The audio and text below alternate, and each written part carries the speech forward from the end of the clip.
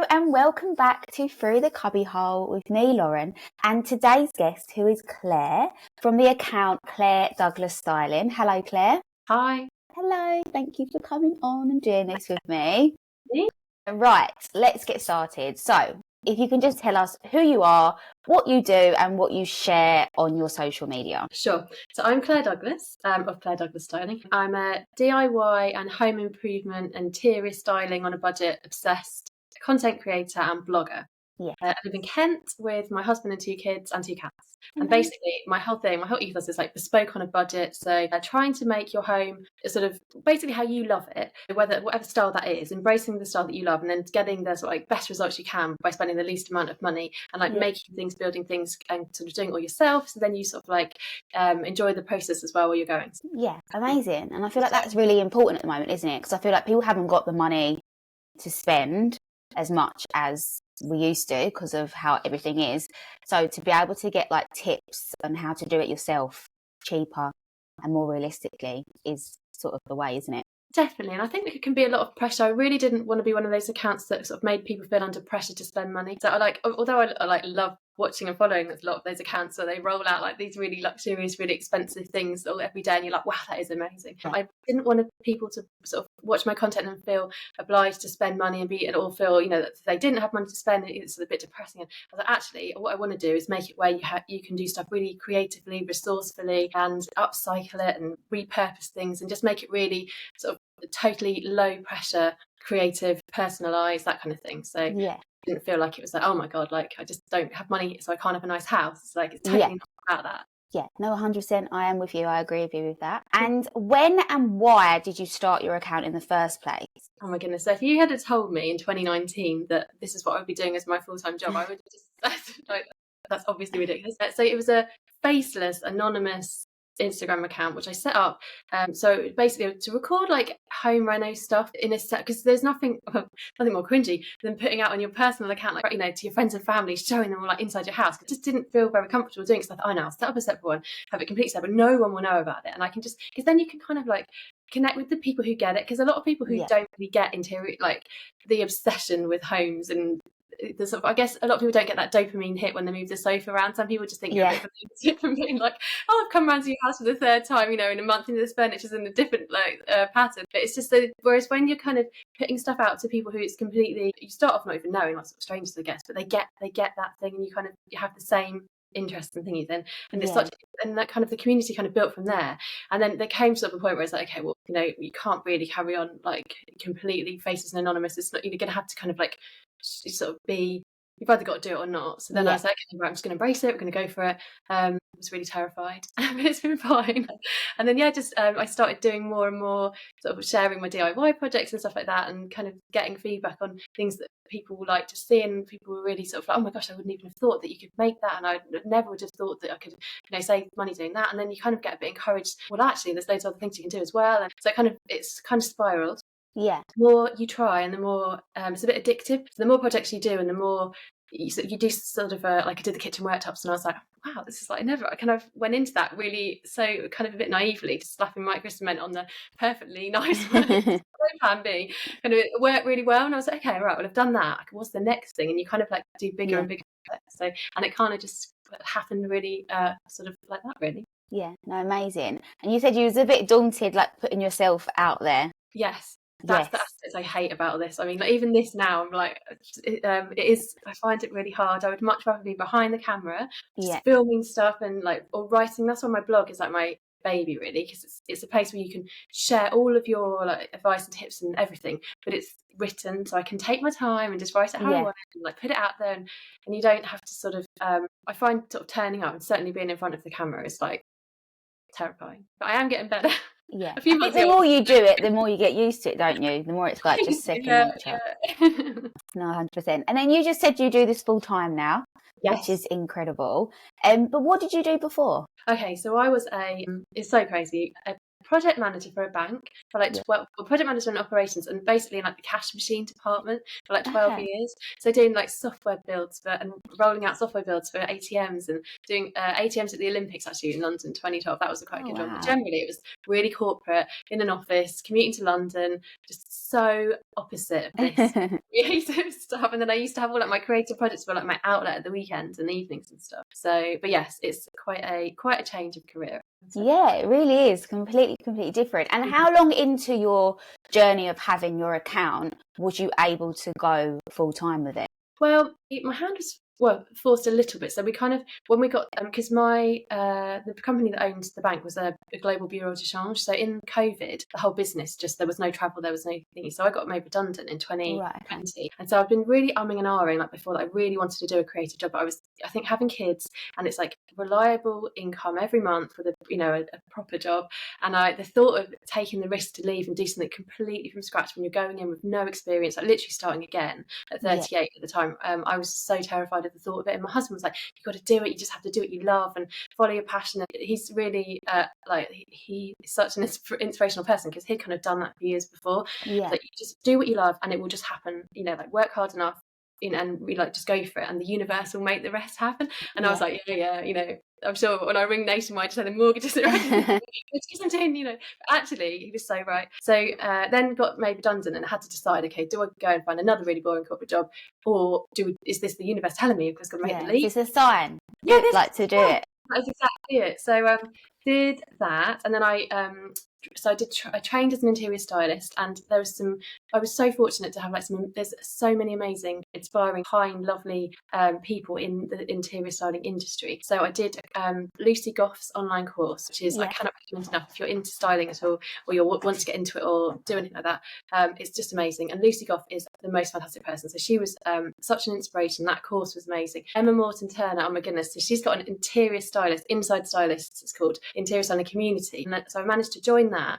And they were so welcoming and lovely and kind. And all these people sort of helped. So then I started assisting on interior styling shoots. So I got to be sort of at the, Wow. sort of doing all the, the packing and unpacking. And, Yeah. we're very much the sort of labour type jobs, but watching all what they were doing and just completely loved it. It was so exciting and fun. And then so you kind of, through having people like that, then you kind of like meet more people, and then opportunities come up, and then I started writing for magazines, because I needed to have like a sort of a reliable income, and like Yeah. brand collaborations and stuff just weren't even a thing at that point. Like, it was certainly not enough as a job. So I started writing, and then I got a job writing for Women in Home, and did some real homes like DIY stuff, and did that for like 18 months, and it was so great, because it was a way to sort of still be doing something creative and interiorsy, but it was like a job as well. Yeah. So that was like, and whilst I was doing that, I was really working on trying to grow my Instagram and sort of work, make brand connections and all that kind of thing as well. So it was quite a gradual process. And then probably, I would say I stopped writing probably a year ago or so. So the last year or so, it's been just me and my blog and my socials, really. Yeah. No, that's amazing. How incredible is that? And how do you like juggle working like your account? Do you have like set days that you film? Are you a bit more free? Like, how do you run it? Okay, so I'm terrible at this. Like, I have all these really great, I make a plan, and because I used to be a project manager, so I'm good at planning, and I was really good at managing other people. So I could write a plan and then find out, have they done what they're supposed to do? But it turns out when you're making the plan, and like, I'm the person that's supposed to be doing the thing on the plan, I'm really bad at it.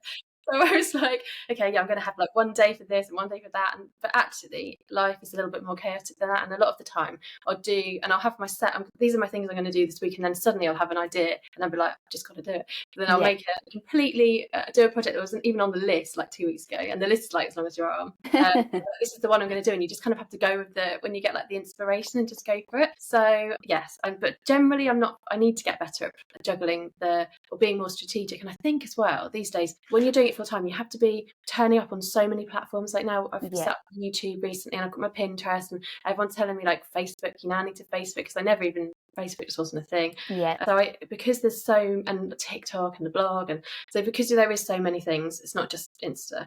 I think I do need more of a strategy, because I do find sometimes I just end up trying to do everything and then not doing too, and then it's like 11 o'clock at night, and I'm editing a reel and doing this, and I think you can get a bit burnt out. So I need to get a bit better at the planning. Yeah, no, strategic. 100%. There's a lot, isn't there? There's a lot to Yeah, do, and it's it really can be a little hard. bit overwhelming. And when did you get into DIY? And have you always been good at it, or is it something that you've learned? So I've always been quite a practical person, like quite hands-on, that kind of thing. I bought my first flat. I was right. So when I was at university, I was obsessed with Sarah Beanie. You know, the Yeah, lady, completely obsessed. Watched all the programs, read all the books. Like she was like my idol. And I was like 20 or whatever, and I was like, I'm gonna have a property portfolio. I'm gonna have like 20 properties, and I'd watched all these programs, and I'm gonna do this. I'm gonna do this. And then it was like the credit crunch. It was like 2007. I ended up buying like my flat. I was only 23, and it was like this pokey little basement flat with damp, and it was so awful. It's like one room, but I bought it myself, and it was like I was really excited about it. I'd got set up like a couple of like eBay side hustle businesses to like get the deposit for it, as well as the job that I was yeah, doing in London. So I was like going into boot fairs and buying like vintage handbags and vintage shoes for like 20p, and then selling them on eBay for like 10 quid and stuff for like a year or so. To try and get the deposit, got the deposit, got the flat, moved in, and I was like, oh my god, this is like, it was so bad. It was like everything doing, it was, they had no heating, it was damp, it was cold, and I was like, okay, we need like, and I didn't have the money, I was single at the time, and there wasn't really like any relatives who were around who were, you know, hands on. yeah, So I kind of had to learn a bit of stuff really. So I whilst I was living there, I learned to tile and do skirting boards and put wallpaper up and paint and that kind of thing. yeah. Loved it. Really, it's so satisfying. I think as well when you do it yourself and you're kind of looking around and you're like, and people come around for coffee or whatever, and you're like, oh, to see those skirting boards. I didn't like, and they're like, no, I of did course that. I didn't see the skirting boards because who notices that sort of thing. Yeah, But obviously, like I just love like that sort of thing, in the details and doing it yourself. So I did that, and then the next house we bought when we had the kids was like probably about 7 years later, and it was a bit of a project as well. So it needed lots of little things doing, and I did more and more. And then when we moved to this house, and about 9 years ago, we had to do it again. Like we had to spend a bit of money on quite really boring things, like getting a new boiler and a retaining wall in the garden so it didn't collapse and crush everyone, and you know, like all the things that you just have to do cost loads of money. And then you're like, okay, I've got no money now, but I want to make it nice. So yeah, you kind of think, well, okay, well, I've learned quite a lot over the last few years, I'm just going to give it a go. And then yeah, I got really practice. I mean, not everything went to plan, of course, it never does it? But I think I'm quite stubborn as well, so I'm not very good at asking for help. So if something's going a bit wrong, I'm more likely to just, okay, I'm going to work this out, and I'm certainly not going to yeah, tell anyone that I can do it. I'm going to get this sorted. So yeah, it kind of just became more, and then you get more confident the more you do, and then you get obviously have more tools because the more projects you do, you yeah, kind of accrue tools, and then you're like, well, I've got the stuff here, and then you research and things, and you're like, okay, well, I pretty much know what I'm doing. I've got this, you know. So you just get more, and now it. Like obviously, we would get people in to do like the proper, like if things that are regulated, you know, electricity, plumbing, you know, proper extensions. But yeah. generally, if I'd always be thinking, I think I could have a go at that Yeah, first. can I do that? Yeah, that's amazing, amazing.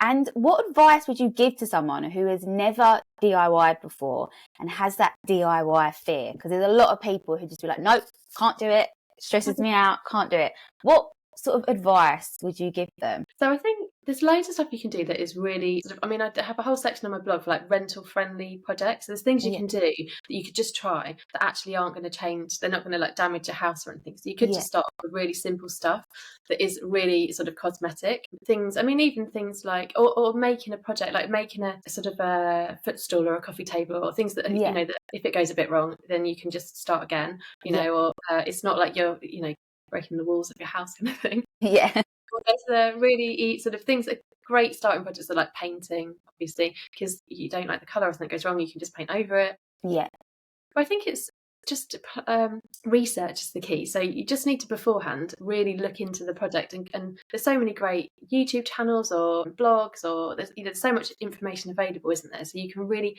just find out step by step what you need to do.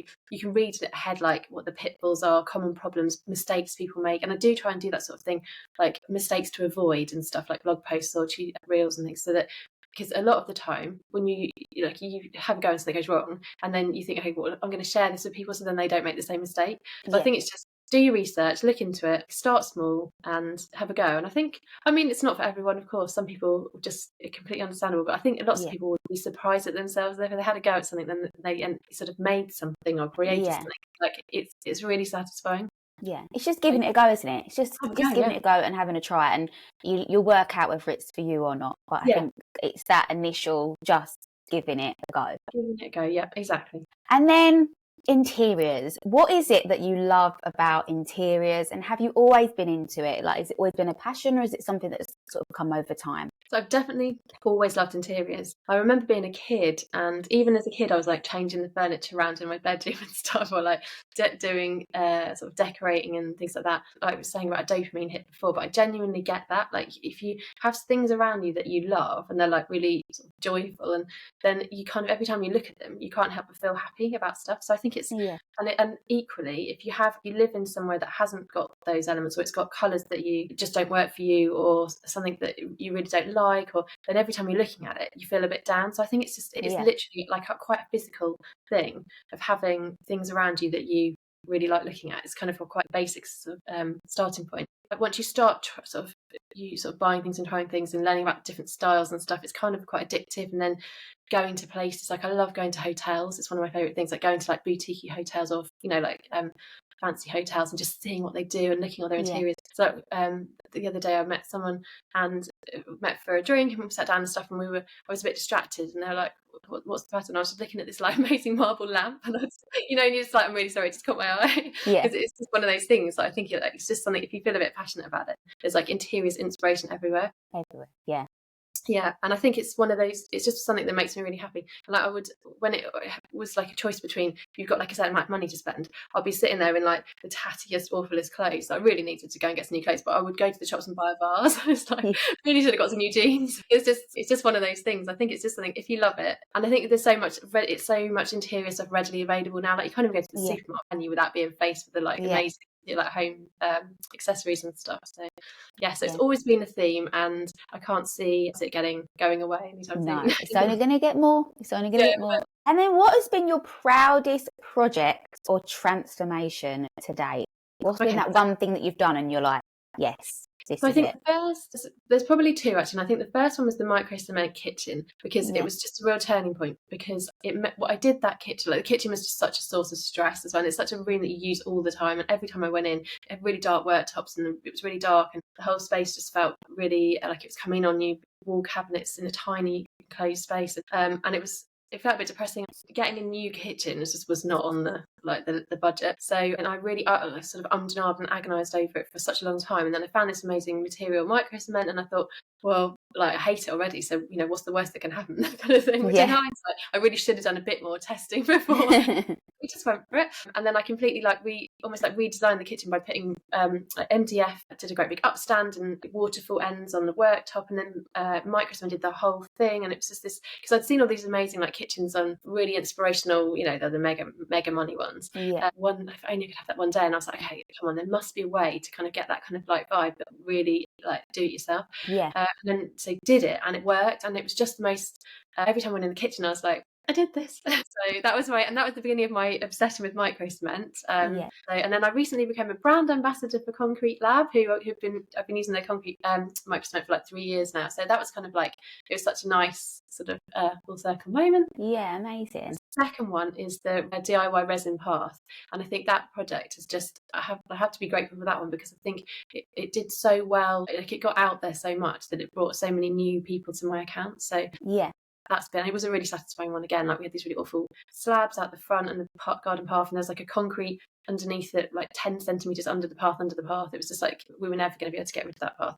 So then found this way of like covering over it and making it amazing, and it looks lovely, and I love it, and I did it myself, and it was just really great. So again, every time I walk out the house, I'm like, oh, it's my path. I did this. It's just those sort of things, isn't it? Like you can literally change not change your life, that sounds so dramatic, improve your days by having things around you that overcoming problems in your house yourself. 100%. And then if you could do a house swap with any other Instagram home account, whose and why? I think if I had to pick one, I would pick Leanne Kilroy, so Good Bones at Good Bones London. And there's just something about her stuff. She's an interior designer, and she has this amazing house, but it's like she's just done it so beautifully, and it's just like you sort of look at her pictures and watch her videos, and you just want to be in the rooms. They're just so welcoming, but they're not like the show home.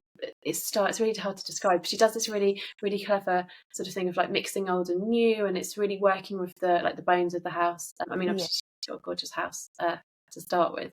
But I think, yeah, I just absolutely love her style. So I think if I had to pick one, I'd move in there tomorrow. Lovely. I'm going to have a look. And then your sort of like biggest interior icks or things you just personally wouldn't have in your home. Do you have any? I would always try and maybe steer away from sort of jumping on trends too easily or too quickly. Yeah. Like, you get a lot of fast moving trends, and a lot of the time it's because people, brands and magazines are trying to sell stuff, and like, so I think it can be so I think if I was going to go for, like, rather than like interior icks, probably like if it was like tips, then I would say steer away from trends, and so don't like pick stuff that you genuinely love and you're going to love 2 years, 5 years down the line. And then I think probably like the over polished, over perfect rooms and stuff. I think sometimes you have to make a house welcoming. It has to feel like it's a home as well. So, but again, if someone loves living in a really absolutely immaculate prison, and that's perfect for them, I think that's really, obviously you should embrace that. Yeah. But for me, I'm so bad at cleaning and keeping things tidy. What do they call it? Intentional clutter. That's what I'm doing, really. It's a style. It's not just I'm really lazy. I like that, intentional clutter. I'm going to start using that one. And then this little section is a little bit more just about you. So tell us something interesting about you, something you don't normally share. It could be like a habit, an interest, a talent. So I have an animal science degree. Oh, wow. Yeah, so when I left school and went to university, I did animal science. So at the time, I think I thought, it wasn't veterinary science. I was never going to be a vet, but I wanted to do like animal psychology or animal nutrition or something, animally. Horses. Yeah. I was really mad on horses at the time. And then came back to university and thought, well, I just need to get a job to start with because I wanted to start my, property portfolio and be so really. So I got a job in an office in London doing like doing admin and stuff at a cash machine company, and then I accidentally kind of got into that little route. Yeah. So quite random. But yeah, so I have got quite a scientific brain. Wow. I guess maybe sometimes that helps with the, Definitely. Very clever. And then if you could feature on any TV programme, what one would it be and why? Oh my God, I would hate that. I would literally be a wreck. So I would be like the cameraman behind the camera. If I had to pick a programme, I guess I would say like Grand Designs, because that would mean I had some really mega exciting, huge project looming, like a build or a huge renovation. And I do absolutely love watching those projects, and I love Kevin MacLeod and how that, and sort of just seeing how the projects, how they sort of go, all the stages they go through. Although saying that, if I was on there, it would probably mean we'd run out of money, I'd got divorced, or I was full pregnant. There's always some kind of big drama, isn't there? So maybe I should program. And then your celebrity dinner parties. This is always my favourite one. I just think it really shows like the person. So okay, you can choose 3 celebrities. Okay. Who and why? I think I would probably choose Kevin MacLeod because I do love watching his programme, and he's such an interesting person and knows so much about architecture and all that kind of thing, and would be able to spill the beans and all the like behind the scenes of all those home renovations and stuff. So I think Kevin MacLeod from a sort of interesting perspective. Yeah. Gabby Roslin, I think probably someone like that, really bubbly, positive, upbeat, super. Just I love people who. People who you sort of watch and you smile when you're watching them, and they give off such energy, and they're just really positive people. I love that. So I was watching Gabby Roslin the other day, thinking what a lovely, upbeat, fun person she is. So it's probably her. And then just super random, just to really make this the most random dinner party ever, Eminem, I think, because wow. Not so much in his like now phase. I was the biggest Eminem fan ever. Went to see him. Was just like completely obsessed for like years and years and years. Yeah, amazing. I want it to be the Eminem from like circa 2003. Yeah, that is a very random dinner party, but I'm here for it. Love that. And then the last question: what advice would you give to someone who is thinking of starting their own Instagram account or social media? And how do you think you can create a successful one? So first of all, you need really thick skin, and you have to just not. You're going to have to deal. It's a sad fact, but if you put stuff out there, you are going to get loads of negativity, whatever you do, and it doesn't. There is you cannot win on that one, and you have to look at it as they're actually helping you, because when you put content out and you get people putting negative comments, they're putting a comment on which tells the algorithm that they find it interesting, so it gets pushed to more people. Every time you get some idiot come up and be really rude or really awful, just think they've actually helped you, so that's fine. And I think that I always say, like, don't absorb criticism from someone you wouldn't go to for advice. So if you're getting some pleb come on there with this ridiculous, and you think, well, you look, obviously if it was someone who I really respected was being really negative, I think rethink what I'd found there. But if it's just someone, people, and a lot of the time it's bots, I think, these days as well. So don't worry, like, you have to be able to deal with negativity. If I know some people, I know that getting negative comments would just ruin their week. Yeah. That's Don't go on social media. I think be consistent. You have to show up really consistently. And I mean, and it's real peaks and troughs. So sometimes you'll be showing up and showing up and showing up, and it's really, you feel like, it's just like your mum and one other person saying, like, okay.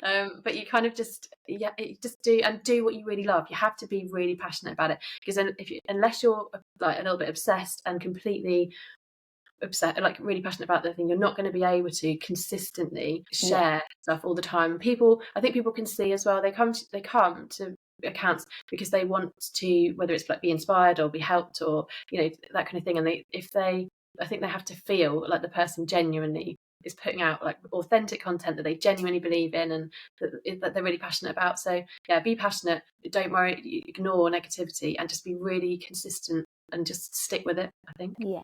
Amazing. Great advice. Great advice. So for people listening, how can they find you on social media? What platforms are you on? Tell us how we access your blog. So I'm at Claire Douglas Styling on Instagram, and I think that's my handle for all of them. So TikTok, Pinterest, and then my blog is clairedouglasstyling.co.uk. And I've set up a YouTube. I've caved recently. Because mainly because like you watch all these YouTubers and stuff. It's like, and they're doing like, apparently it's like the place to put yourself. So I thought, okay, give it a go. So I'm now on YouTube as well, and I'm going to try and make that more product review focused. So because I don't want to be like putting out all the same content, but just exactly the same videos everywhere, because I think that's not possibly like the way to go. So I'm going to really make YouTube about, like, I've really started working on product recommendations and like tried and tested, and because I spend a lot of time like using things, and then I'm trying to like save people from making mistakes or wasting money, that kind of thing. So I started doing review videos. So I thought YouTube would be a really good place to put them. So I'm like embedding them in my blogs and stuff. So if people want sort of recommendations on things that are good or things that are not so good, then it's going to be YouTube. Right. Well, that is it for today. Thank you so much, Claire, for coming on. Thank you so much for having me. Thank you. And I hope you enjoyed this episode, and I will see you next week on Through the Cubbyhole.